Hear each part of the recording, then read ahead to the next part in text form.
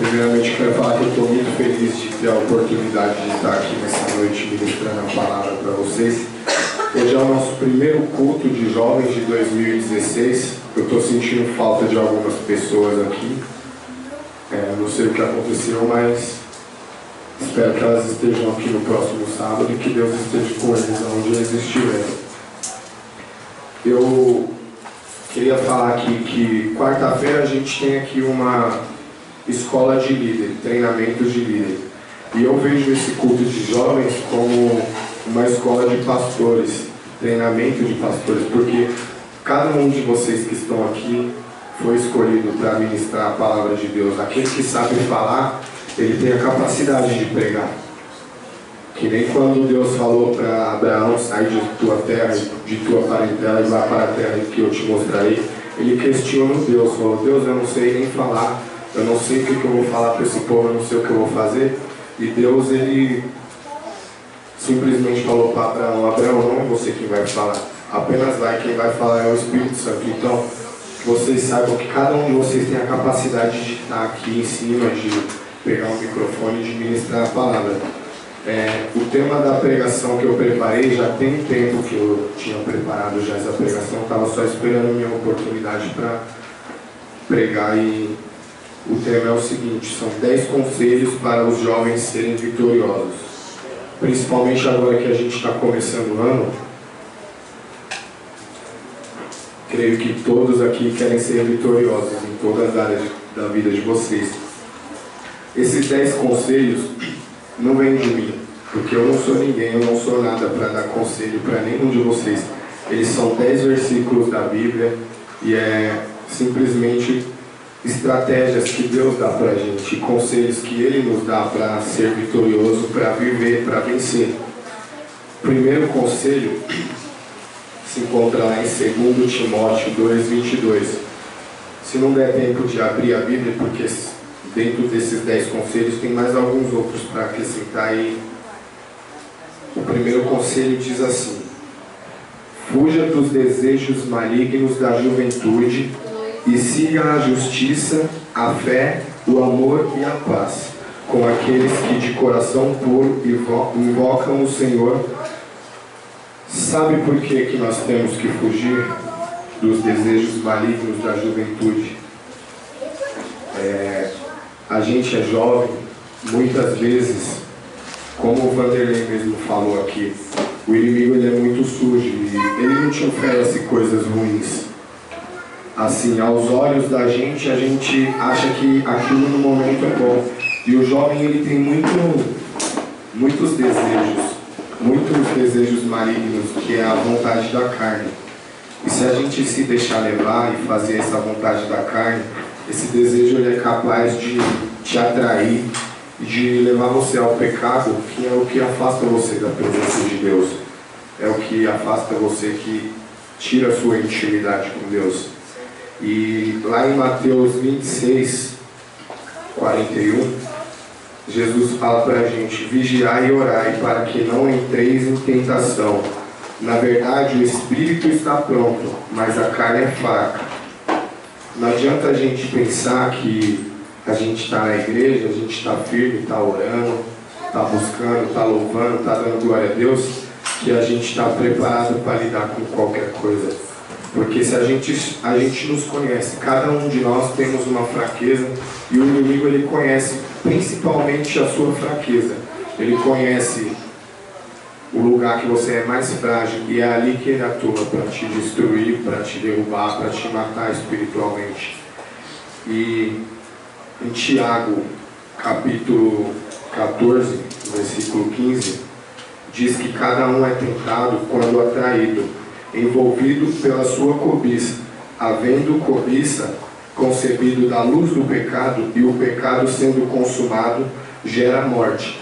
É uma sequência de palavras que faz todo sentido, porque a gente é envolvido pela nossa cobiça. Cobiça é aquilo que os seus olhos estão vendo. Você não peca ali na hora, mas o pecado ele surge no pensamento, na mente. Ele vem primeiro na mente. A gente é tentado, tentação não é pecado. Tentação é tentação, é melhor você confessar uma tentação do que um pecado. O diabo ele está toda hora nos tentando, com dinheiro, com mulher, com carro, com riquezas, mas tudo isso é ilusão. E infelizmente o pecado, o salário do pecado é a morte. Tem um vídeo que eu vi uma vez que uma mulher, ela pega contra os céus, contra Deus, e o diabo simplesmente olha para ela e fala: eu posso vir pagar o seu salário amanhã? Olha só como é forte isso. O salário do pecado é a morte, e o diabo estava pronto para pagar o pecado para ela, para pagar o salário dela, que era a morte, que era matar aquela mulher. Só que a palavra de Deus diz também que se a gente se arrepender de todo o coração, Jesus conhece seu coração. Ele sabe se você está arrependido de verdade, se você se arrependeu ou não. E se você se arrepender e pedir perdão para o Espírito Santo, Ele vai te perdoar. Então não vai dar tempo do diabo vir pagar o seu salário, do seu pecado e te matar. Ele não mata você só fisicamente, Ele mata principalmente espiritualmente. Ele quer esfriar você, Ele quer esfriar a nossa fé, quer nos abalar. E em Romanos 8:7 diz: a mentalidade da carne é inimiga de Deus, porque não se submete à lei de Deus, nem pode fazer. A nossa mente muitas vezes é pecaminosa, por onde a gente anda, por onde a gente passa, coisas que a gente vê, infelizmente a gente começa a pecar, mesmo em pensamento. O segundo conselho que Deus dá para nós se encontra em Salmos 101, versículo 3. É um salmo que eu gosto muito e que faz muito sentido. Diz assim: não porei coisa má diante dos meus olhos, aborreço as ações daqueles que se desviam, isso não se apegará em mim.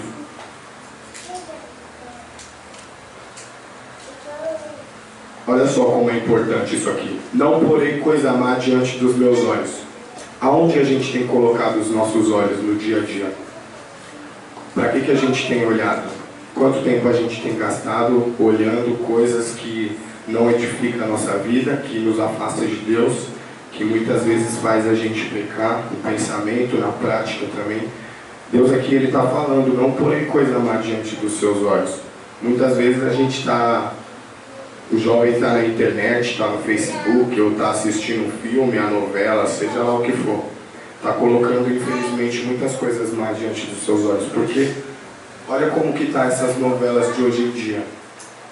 Ensinando, influenciando a traficar, a matar, a roubar, a destruir famílias, a homem se relacionar com homem, mulher com mulher. Isso faz mal para a gente.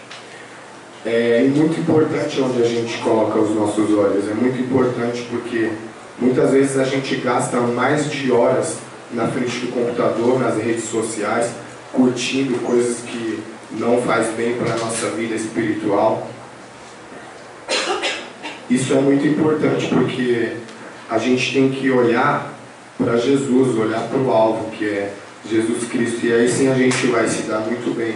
A palavra de Deus diz que se o seu olho direito faz você pecar, arranque e jogue fora. Mas Deus ele não está falando para você pegar o seu olho, arrancar e jogar fora.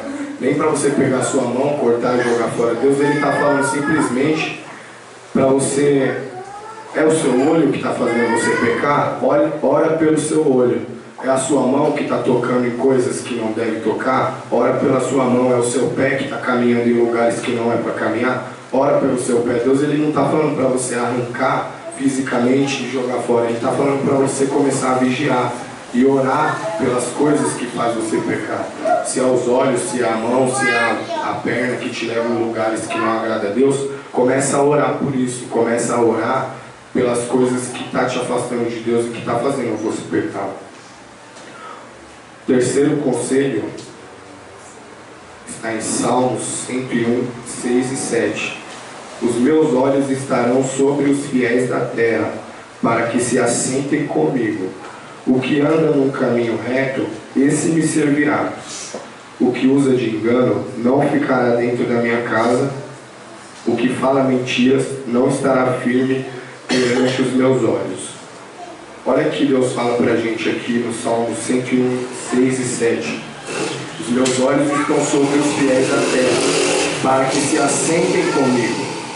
É um prazer, é uma honra muito grande a gente poder se assentar com Deus. Mas só vai se assentar com Deus aquele que está sendo fiel, aquele que está sendo verdadeiro, transparente, aquele que não está em pecado, que está vivendo em santidade, que tem uma vida de oração.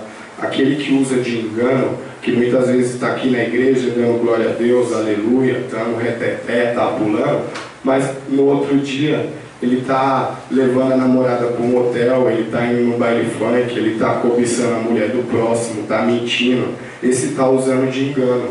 Esse não vai se assentar com Deus, infelizmente, e também não vai permanecer na igreja, não vai conseguir ficar firme na casa do Senhor.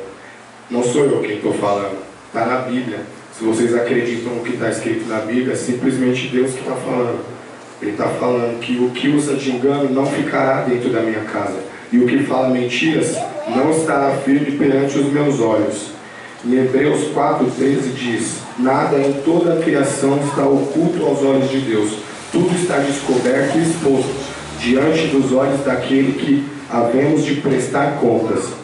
Não adianta a gente pensar que a gente está aqui na igreja, está sendo santo, está se fingindo, né? Ser santo, está louvando, está adorando, e simplesmente enganando aqui o pastor, a pastora, seu pai, sua mãe, o próximo. Mas Deus ninguém consegue enganar, não tem nada aos olhos de Deus que esteja encoberto. O mais profundo que você tiver, aonde você estiver, o mais alto, o mais escondido que você achar que você está, Deus está te vendo. Nada passa aos olhos dele. E aqui também diz que diante dos olhos daquele de quem havemos de prestar conta. Isso é uma certeza que eu tenho, que todos nós temos, que nós havemos de prestar contas com Deus. Um dia, quando esse grande dia chegar, teremos que prestar conta de tudo aquilo que a gente tem feito nessa terra, de tudo aquilo que a gente tem praticado. João 8,44 diz: vós tendes por pai ao diabo e quereis satisfazer os desejos do vosso pai. Ele foi homicida desde o princípio e não se firmou na verdade, porque não há verdade nele. Quando ele profere mentiras, fala do que lhe é próprio, porque é mentiroso e pai da mentira. Todos nós sabemos melhor do que qualquer pessoa, principalmente a gente que já conhece a Deus, sabemos que o pai da mentira é o diabo. Hoje em dia, muitas pessoas mentem para levantar seu próprio ego, para se satisfazer, para enganar as pessoas. Eu já me deparei com vários jovens em situações que ele olha para a moça, para a menina e fala que tem carro, que tem moto, que tem dinheiro, que é isso, que é aquilo. Ele está ali conversando com ela no Facebook ou na internet, está falando que tem 1,80m, quando vai ver tem 1,60m, que tem um olho azul, tem um olho preto. Ele está mentindo. O diabo, ele faz as pessoas mentir e muitos deles se sentem bem com isso. Mas imagina, ele fala que tem carro, que tem moto, que o pai dele tem dinheiro, que é empresário, isso e aquilo, vai tentando ali conquistar aquela menina com palavras, com coisas que não é verdade. Imagina se ela resolve marcar um encontro com ele. E aí, como é que ele vai fazer? Como é que você vai fazer? Você falou para ela que tem um carro, você vai chegar lá a pé. Você falou para ela que tem 1,80m, você vai chegar lá baixinho, 1,60m. Falou que tinha um olho azul, vai chegar lá com o olho preto. Essas pessoas que mentem para levantar seu próprio eu, para levantar sua autoestima, não sei por qual motivo, se essa pessoa, essa moça marcar um encontro com ele, ele não pode nem ir, porque infelizmente ele mentiu, ele vai passar vergonha. E tem muitos jovens que se encontram nessa situação, mentindo para tentar agradar as pessoas. E a gente não deve fazer isso, a gente tem que ser nós mesmos.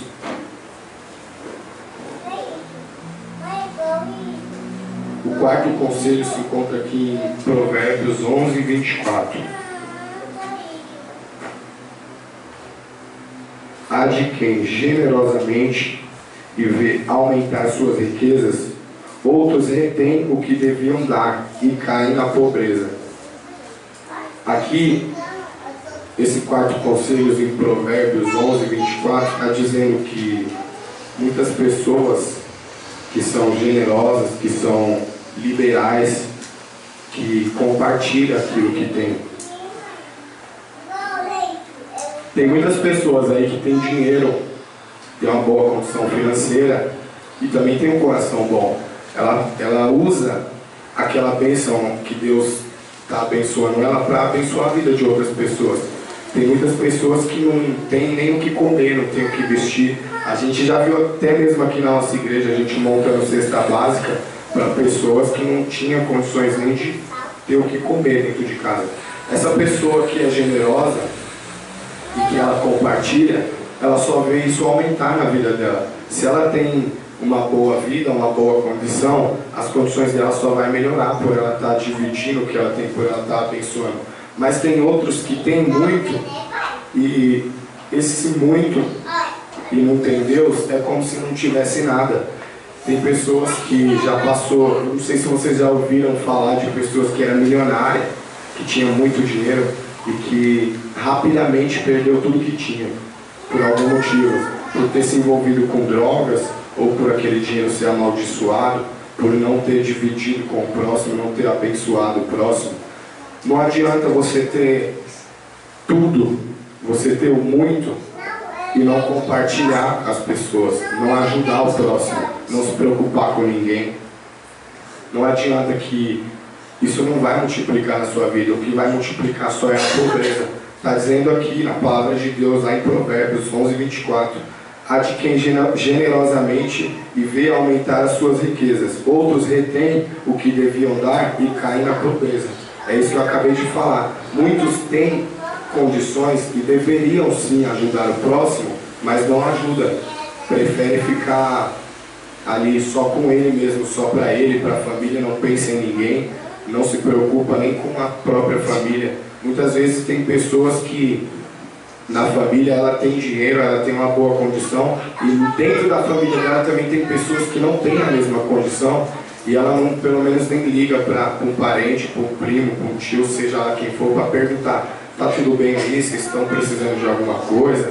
Como é que tá? Eu posso ajudar em alguma coisa? Tem pessoas que não se preocupam, e essas pessoas, infelizmente, um dia cairá na pobreza, como está escrito aqui. Salmos 41, versículo 2 diz: o Senhor o guardará e conservará em vida, e será abençoado na terra tu. Senhor não o entregará à vontade dos seus inimigos.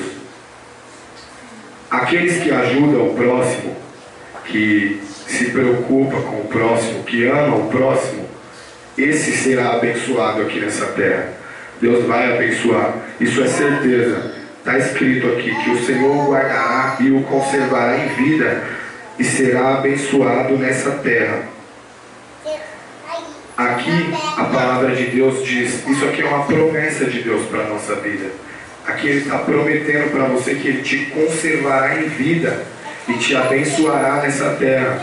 No dia mau, principalmente, no dia que você não estiver bem, no dia que você estiver correndo perigo, se você for essa pessoa que ajuda o próximo, que se preocupa com o próximo e ama, você, no dia que você estiver no seu dia mal, você vai poder olhar para o Senhor e falar: Senhor, aqui é a tua promessa, o Senhor disse que me livrará nos dias mal. Eu estou no dia mal e eu quero o livramento do Senhor, e automaticamente Ele vai te livrar. Provérbios 19, 17 diz: ao Senhor empresta o que se compadece do pobre, e Ele lhe pagará o seu benefício. Deus, Ele está falando que aquele que ajuda o próximo, que empresta, que se preocupa, ele não está fazendo isso pelo ser humano, ele está fazendo isso por Deus.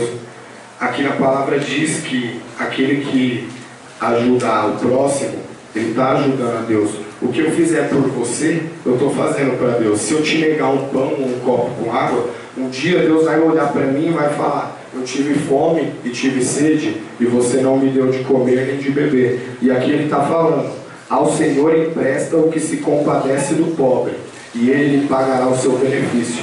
Quem quer aqui receber um pagamento de Deus? Eu creio que o pagamento de Deus, ele é muito bom, é perfeito. Você está emprestando para Deus, como se você estivesse emprestando para Ele, Ele vai te devolver e vai multiplicar, Ele vai te devolver o dobro. O quinto conselho também se encontra em Provérbios 21 e 23.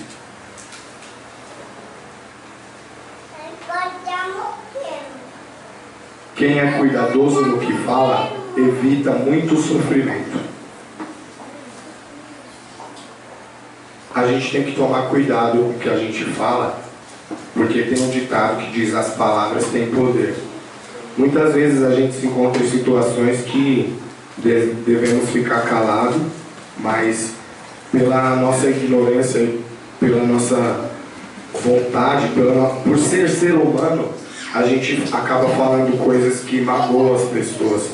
Muitas vezes a gente magoa a pessoa mais com uma palavra do que com uma atitude. Então a gente tem que ser cuidadoso naquilo que a gente fala e a gente vai evitar muito sofrimento. Efésios 6:8 diz: porque vocês sabem que o Senhor recompensará cada um pelo bem que praticar, seja escravo ou seja livre. O que nós temos praticado? O que a gente praticou nesse ano de 2015 que se passou? Tivemos 365 dias, praticamos muitas coisas. Eu sei o que eu pratiquei. Cada um de vocês sabe o que vocês praticaram. O Senhor te recompensará pelo que você praticou esse ano de 2015. Será que foi só coisas boas? Tiveram algumas coisas ruins? Ele te recompensará por cada atitude que você tomou, por cada coisa que você fez esse ano. Mas se porventura você praticou alguma coisa ruim, Ele te perdoa.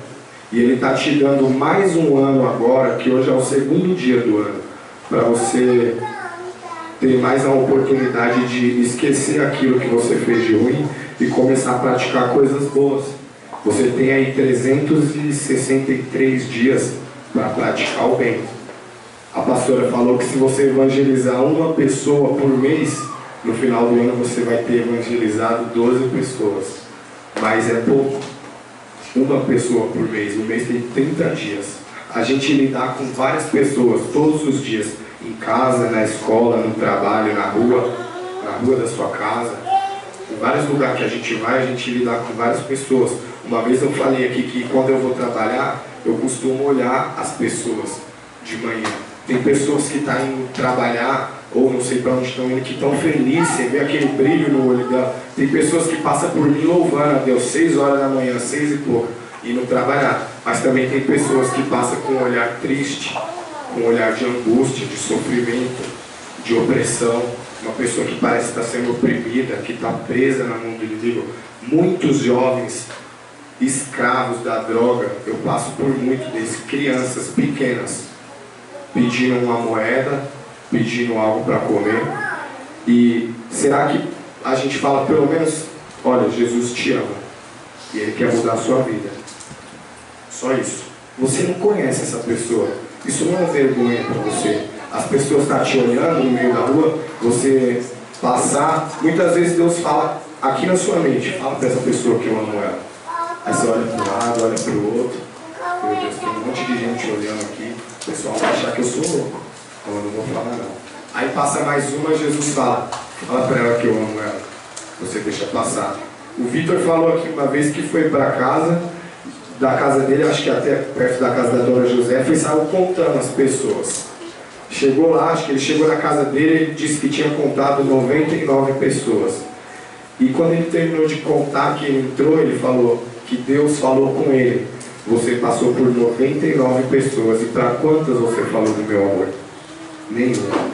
Então que a gente possa pelo menos falar para essas pessoas que Jesus ama ela. A pastora Rosana, ela foi ganhada por Jesus com essa palavra: Jesus te ama. A Fátima falou para ela: Jesus te ama, e ela se sentiu, creio que especial, que importante, e quis saber se realmente Jesus amava ela. E hoje ela está aqui com a gente, essa pessoa maravilhosa que a gente conhece, está aqui ajudando, a gente considera como mãe espiritual.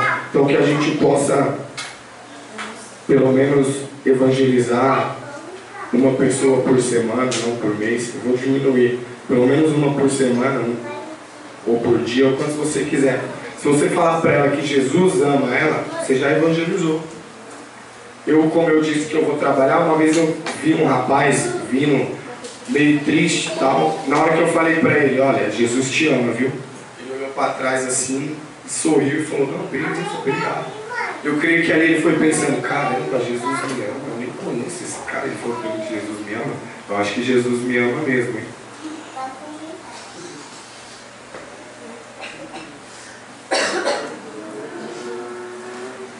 Então, que a gente possa aí nesse ano de 2016 praticar coisas boas para que Deus venha nos dar recompensas boas também. O sexto conselho se encontra aqui em Efésios, muito conhecido. Acho que é um dos mais conhecidos da Bíblia, é Efésios 6, 1, 2, 3 e 4. Filhos, obedecei a vossos pais no Senhor, pois isto é justo. Honra o teu pai e a tua mãe, que o primeiro mandamento com promessa, para que te vá bem e seja de longa vida sobre a terra. E vós, pais, não provoquei vossos filhos a ira, mas criai-os na disciplina e na admoestação do Senhor. Se a gente não conseguir honrar o nosso pai e a nossa mãe, Deus a gente não vai conseguir honrar. Em primeiro lugar, a gente tem que saber honrar o pai e a mãe aqui nessa terra, que são os nossos pais terrestres. Nosso único pai, em primeiro lugar, é Deus. Deus, ele é pai de todos. Mas Deus, ele confiou no seu pai e na sua mãe para cuidar de você aqui nessa terra. Ele confiou o seu pai e a sua mãe para cuidar de você. Então, que a gente possa honrar o nosso pai e a nossa mãe. Ele diz que se você honrar o teu pai e a tua mãe, será acrescentado os dias de vida na terra. Creio que a gente, nenhum de nós quer morrer agora. Eu tenho 21 anos. Minha vida está começando agora. Eu creio que essa é só a primeira pregação de muitas que virão ainda esse ano. E como eu já falei aqui, é uma escola. A gente está aqui aprendendo. E está só de passagem. Porque o que Deus tem para nós não é só isso aqui. É muito mais. Como a gente costuma dizer, isso aqui é só o começo. Mas é muito importante a gente honrar o nosso pai e a nossa mãe para que vamos bem e que Deus prolongue os nossos dias na terra. Vamos lá para o sétimo conselho. Está em Daniel 1:8. Uma história também bem conhecida.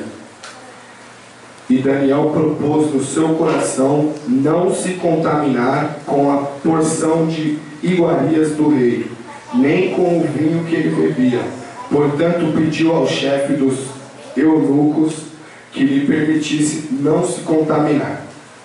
Eu creio que Daniel, ali entre 15 e 17 anos de idade, um jovem, a mais de 2.000 quilômetros da sua casa, em um lugar que tudo era diferente, costumes diferentes, línguas diferentes, tudo estranho para ele, pessoas que adoravam outros deuses, outras imagens, ele misturar nem com aquelas pessoas, nem com os costumes que ele tinha.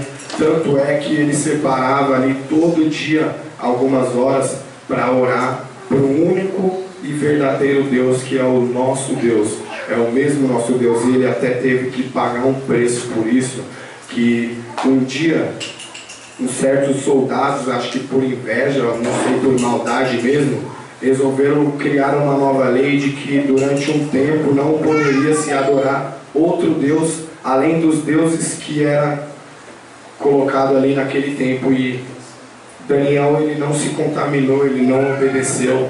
Quando chegou a hora dele orar, ele foi lá, dobrou os joelhos, começou a orar, e os soldados viram aquilo, contaram para o rei e disseram: como é lei, ele quebrou a lei, ele tem que ser lançado na cova dos leões.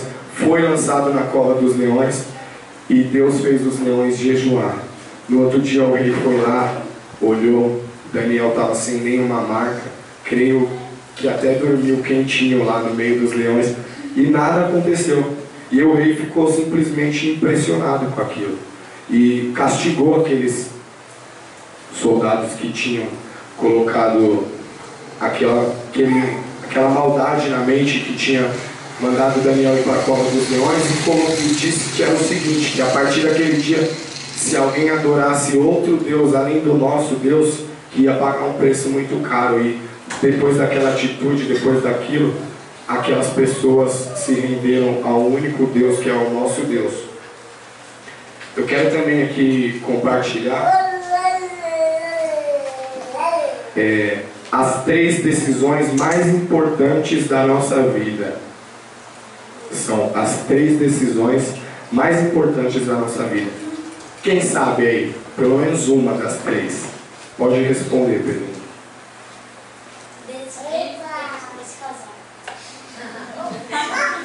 Tá certo. A primeira decisão mais importante que a gente tem que tomar na vida: aonde eu vou passar a minha eternidade? Essa é a primeira. Aonde? Aonde é que eu vou passar a minha eternidade? Só tem o céu e o inferno, não existe outro lugar. E a gente tem que decidir isso enquanto a gente está aqui na Terra. Depois que acabar a nossa vida aqui, não tem mais como você decidir. Aí você está indo para o inferno, você fala, ah, não, eu queria ter ido para o céu. Mas você teve o tempo suficiente para decidir aonde você ia passar a sua eternidade.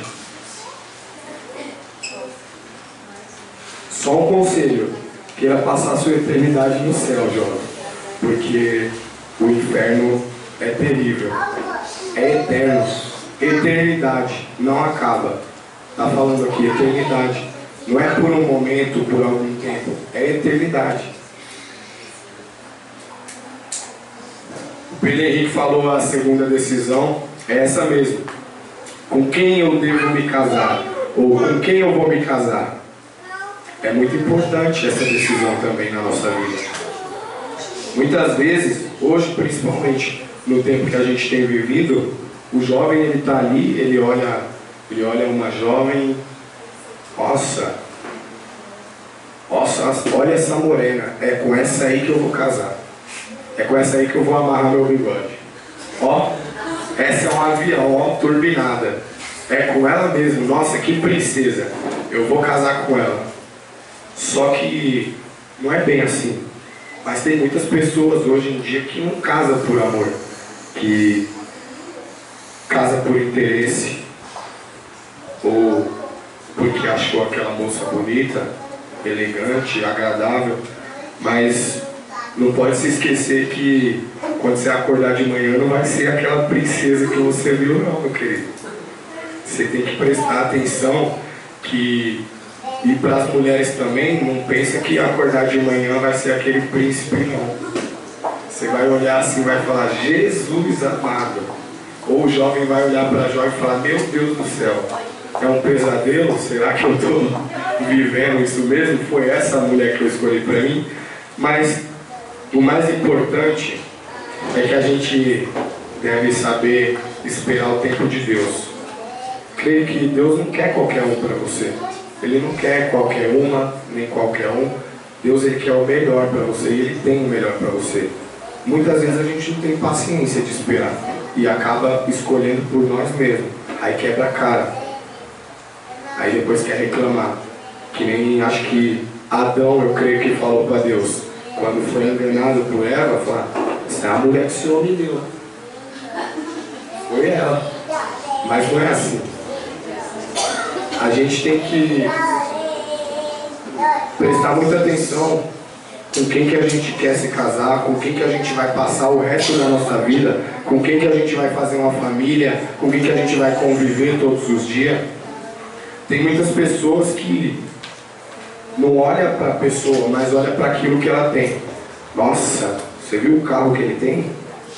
Não, eu vou casar com ele, eu vou andar naquele carro. Ou o jovem olha uma moça rica, o pai dela tem dinheiro, ele fala pro colega, não, eu tenho que casar com essa menina. Eu vou casar com ela, eu tenho uma vaga garantida lá na empresa do pai dela já. Você viu o carro que o pai dela tem? Você viu a conta bancária dele? Você viu a roupa que ela anda? Não, ela tem dinheiro, eu tenho que casar com ela. Eu tô aqui, eu tô na miséria, eu tenho que arrumar uma mulher rica. Eu tenho que arrumar uma mulher rica, eu vou casar com ela. Mas e aí? Você vai casar com uma mulher rica? O dinheiro traz felicidade? Em algumas coisas, se a gente souber usar ele para o bem, traz felicidade sim. Mas o dinheiro, ele é, acho que o principal inimigo do homem, um dos principais. O dinheiro, ele é muito cobiçado. O dinheiro acaba se tornando um Deus para alguns homens. Tem homens que pensam assim, eu tenho dinheiro, eu tenho um carro blindado, eu tenho segurança, ninguém toca em mim, nada vai acontecer comigo porque eu tenho dinheiro. Se alguém fazer um mal para mim, eu pago fulano e mando matar, mando fazer isso, mando fazer aquilo. Só que não é assim. Muitas vezes a gente coloca o dinheiro em primeiro lugar na nossa vida. E quem tem que estar em primeiro lugar na nossa vida é o Espírito Santo, é Deus. As demais coisas serão acrescentadas.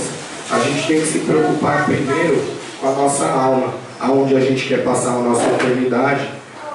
E tem aqui o terceiro e último conselho, que é: o que eu quero ser na vida? Muitas pessoas falam, principalmente crianças: o que eu vou ser quando eu crescer? O que eu quero ser na vida? O que Deus quiser, eu vou ser o que Deus quiser. Você vai ser o que Deus quiser? Eu creio que você tem que sonhar alguma coisa. Você tem que sonhar, você tem que buscar. Você vai ser o que Deus quiser, mas você vai ficar só nisso. Eu vou ser o que Deus quiser, mas você não vai buscar nada para a sua vida. Você não vai falar para Deus o que você quer. Eu quero ser um médico, eu quero ser um advogado. Se for a vontade de Deus, Ele vai te abençoar naquilo. Você vai realizar seu sonho, você vai concretizar a sua vontade de ser um médico, um advogado, um professor, seja lá o que for. Mas não espere só em seja o que Deus quiser e fique em casa com as pernas cruzadas, sem fazer nada no Facebook, vendo a novela, e não vai procurar fazer uma faculdade, estudar, se dedicar para ver se você vai ser alguma coisa. Você vai ficar naquilo, na mesmice para sempre. Deus, Ele tem o melhor para você. Você vai ser realmente o que Deus quiser, mas você precisa falar para Deus o que você quer ser. Você precisa buscar, você precisa estudar, se dedicar. Você quer ser um advogado, mas não quer levantar cedo para ir para a escola, não quer se dedicar para fazer uma faculdade. Deus, Ele abençoa, mas Ele também te dá força. Você é perfeito, você tem inteligência, você tem o seu corpo perfeito, mãos, pernas, disposição, força para trabalhar. Então a gente tem que buscar, a gente tem que fazer a nossa parte. Não é só colocar nas costas de Deus e falar: Deus, quero ser advogado, abençoa aí, Jesus. Mas e aí, você não vai estudar? Chegar lá, você vai pegar seu primeiro caso, você vai falar o quê pro juiz? Você vai defender como seu cliente? Se você não estudou, se você não tem, você vai falar: Deus, faz alguma coisa aí que eu não estudei, eu não sei nem o que falar aqui para esse homem. Então a gente tem que buscar a fazer a nossa parte também.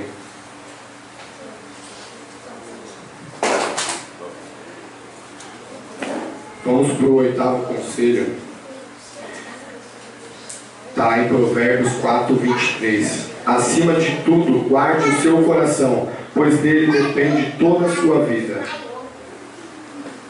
O nosso coração foi Deus quem fez. Ele conhece o nosso coração, Ele conhece tudo que tem no nosso coração, e dele depende toda a nossa vida. Tudo que a gente tem, cada sentimento, cada intenção, cada atitude, tudo aquilo que está no nosso coração, muitas pessoas ao nosso redor não sabem o que tem no nosso coração. Mas quem nos criou sabe, Deus sabe o que tem no nosso coração. Em Filipenses 4:8, tem um conselho de Salomão, um homem que foi muito rico. Não, Salomão não. Eu esqueci o nome de quem é, mas é um conselho de um rapaz que foi muito sábio na vida. Fala: quanto ao mais, irmãos, tudo que é verdadeiro, tudo que é honesto, tudo que é justo, tudo que é puro, tudo que é amável, tudo que é de boa fama, se há alguma virtude e se há algum louvor, nisso pensai. Em Colossenses 3:2 diz: pensai nas coisas que vêm de cima e não nas que são da terra. A gente tem que pensar no que vem de Deus e não no que está aqui nessa terra, não nas coisas que os nossos olhos veem, que o inimigo tem oferecido, banquetes e mais banquetes para a gente. A gente tem que pensar no que vem de cima, no que vem de Deus, porque isso é o melhor para a nossa vida. Deus tem o melhor para a gente.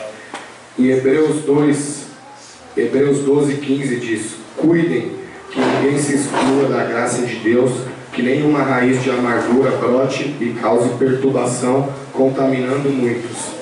Deus está querendo dizer aqui para a gente que a gente tem que cuidar uns dos outros. Se o seu irmão está fraco, ele está caído, você não tem que empurrar ele mais para o buraco, você tem que dar a mão para tirar ele de lá.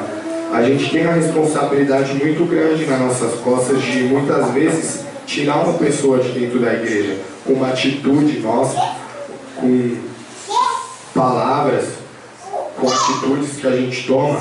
Deus está falando, cuidem que ninguém se exclua da graça de Deus. Se exclua da graça de Deus, ou seja, sair da igreja, sair da presença de Deus, porque Ele olha para você, você está na igreja, Ele está ali com você, aí daqui uma semana você está no mundo, e Ele por ver você lá, Ele fala, que Deus que é esse? O Juninho estava na igreja, agora ele está lá no mundão, eu vou sair da igreja também. Pode ter certeza que você tem uma parcela de culpa por ter saído da igreja, porque você é um exemplo. Você tem que ser exemplo para o próximo.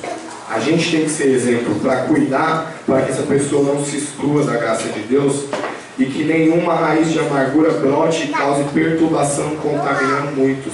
Que é aquilo de um falar do outro, um inventar alguma coisa do outro. Que nem a pastora falou aqui, se você souber que alguém falou de você, procure essa pessoa. Não fica falando para um, falando para outro, que vai chegar um momento que você vai contaminar tantas pessoas e vai colocar aquela mágoa no coração das pessoas, vai colocar aquele pensamento ao contrário, aquela coisa que não existe, que é o inimigo que está fazendo isso para te tirar da presença de Deus, para jogar um contra o outro, porque ele sabe que a gente junto, a gente é forte, ele sabe que a gente junto, a gente tem capacidade de fazer muita coisa para Deus. Então ele não quer a gente junto, unido, feliz, ele quer a gente um contra o outro. Então ele coloca alguma coisa na sua mente contra fulano, contra ciclano, você acha que a ciclano está falando isso de você, aí você não quer tirar satisfação, você conversa com a outra já aumenta mais um pouco, e isso vai gerando uma amargura muito grande no coração das pessoas. Quando você vai ver, está todo mundo contra todo mundo. É isso que o inimigo quer, que a gente fique uns contra os outros, porque a gente junto, unido, a gente é capaz de destruir, desfazer muitos planos dele. Segundo a Pedro 2,19 diz: prometendo-lhes liberdades, eles mesmos são escravos da corrupção, pois o homem é escravo daquilo que o domina. Como eu já disse, tem muitos jovens, principalmente, que está sendo escravo de drogas, sendo escravo da criminalidade, da prostituição, do dinheiro. Tem muita gente que é escravo do dinheiro. O dinheiro domina aquela pessoa. A droga domina aquela pessoa. A prostituição domina. Ela aceita aquilo na vida dela. A criminalidade domina aquela pessoa. A gente tem que se arrepender e buscar nossa liberdade. Não é só o crime, as drogas, a prostituição que prende a nossa vida. Existem muitas outras cadeias que prendem muitas pessoas, que te impedem de orar, que tomam o seu tempo. Você podia estar gastando aquele tempo orando, mas você está olhando o Facebook, ou você está olhando, está vendo a novela, está assistindo um filme que não vai edificar a sua vida, que não vai fazer bem para você. A gente tem que tomar muito cuidado e pedir muito a Deus que tire isso de nós. Fala, Deus, o que é que está me atrapalhando a orar? O que é que está me impedindo de te buscar verdadeiramente, de te adorar em espírito e verdade, de ser fiel a ti, de ser obediente? A gente tem que perguntar para Deus e orar para que Deus possa libertar e quebrar qualquer cadeia que esteja nos prendendo e nos impedindo de adorar a Deus e de servir Ele. Tem o nono conselho, a blindagem contra o pecado. É um salmo também muito conhecido, está lá em Salmos 19, versículo 9. Como pode o jovem manter pura a sua conduta, vivendo de acordo com a tua palavra? Como que o jovem pode viver em santidade, viver em obediência com Deus, viver em espírito, não fazer a vontade da carne, matar a carne todo dia, fortalecer o espírito? Aqui mesmo está dizendo, vivendo de acordo com a tua palavra. Não é fácil viver de acordo com a palavra de Deus. Não é fácil. O mundo tem muitas outras coisas a oferecer, ilusões, que por cima parece ser bom. A gente teve uma experiência no encontro com Deus que mostra como o pecado é ilusão, como ele ilude, como ele parece ser bom, são três tipos de areia. Não é uma areia, é pó de serra, a areia e a pedra e a lama. A gente vai ali, vai pisando, você vai sentindo que tá bom, que tá gostoso, tá quentinho, tá legal. Aí você passa para a segunda etapa, começa a ficar mais frio. Isso é o pecado. Ele começou bom, tava tudo mil maravilhas, tava confortável, mas aí no decorrer do tempo você vai percebendo que não é aquilo que parecia ser. Até você se ver na lama, totalmente atolado na lama, não saber para onde ir, não saber o que fazer. Mas existe um Deus que nos lava de todo o pecado, que já levou sobre si todas as nossas enfermidades, todos os nossos pecados. É aí que muitas vezes a gente até é egoísta. Quando a gente está lá no bem bom, ninguém lembra de Deus. Está tudo mil maravilhas. Mas quando você se vê sozinho, na lama, atolado, sem saber para onde ir, não é o pai, não é a mãe, não é a avó, não é o amigo, não é ninguém. Essas pessoas podem ajudar em oração, podem fazer alguma coisa, mas só quem vai poder tirar você de lá é Deus.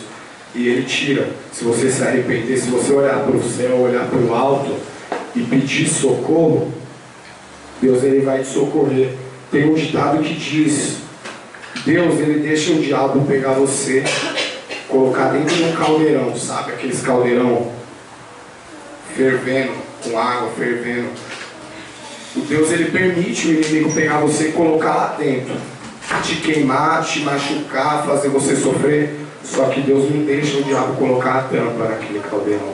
Por que Deus não deixa ele pôr a tampa?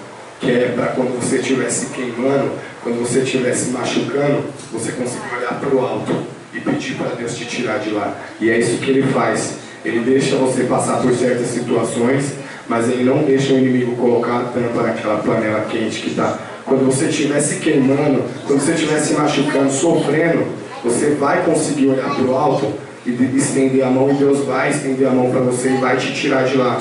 Isso se você se arrepender e realmente quiser. Como que a gente pode blindar o nosso corpo e nos blindar contra o pecado? É simples, não é fácil, mas é muito simples. Se resume em: guardei no coração a tua palavra para não pecar contra ti. É um Salmos também que fala. Tem até um louvor que fala: a tua palavra escondi, guardada no meu coração, para eu não pecar contra ti, Senhor. Se você ler a Bíblia é um manual da nossa vida. Ele vai te ensinar como você deve andar. Não é impossível viver sem pecar.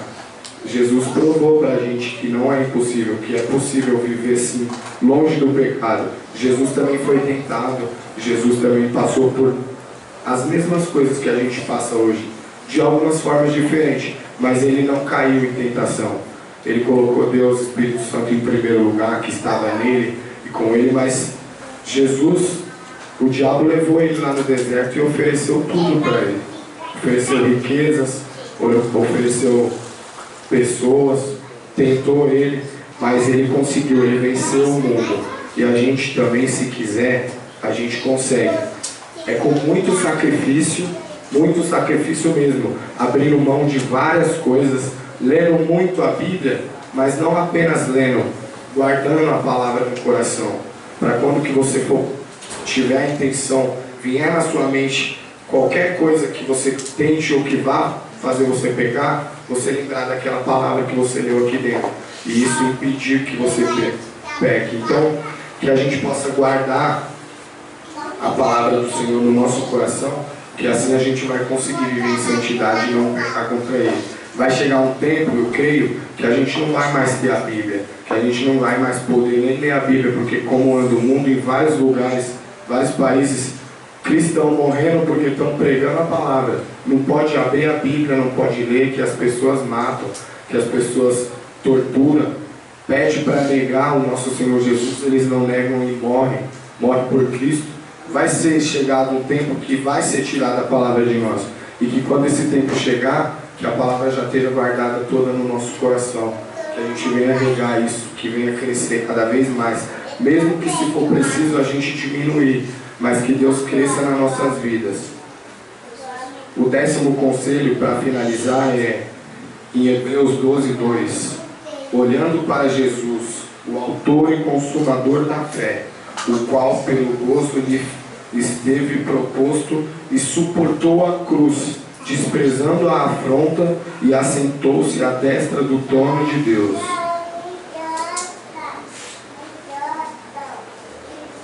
A gente tem que olhar para Jesus, o autor e consumador da fé, porque Ele suportou aquela cruz por nós. Ele suportou humilhação, Ele foi cuspido no rosto, Ele foi pisado, Ele foi torturado, colocaram nele aquela coroa de espinhos. O inimigo quis ver todo o sangue de Jesus ser derramado, todo o sangue.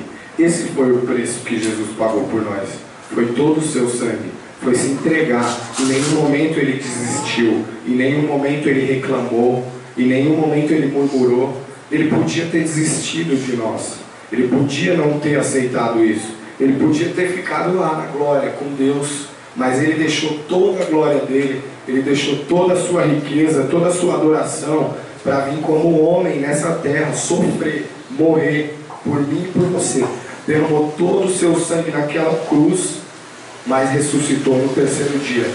O que a gente tem que fazer, simplesmente, e pelo menos, é fazer valer a pena esse sacrifício por nós. Porque não é qualquer um. Ninguém teria essa coragem de entregar a sua própria vida por outras pessoas.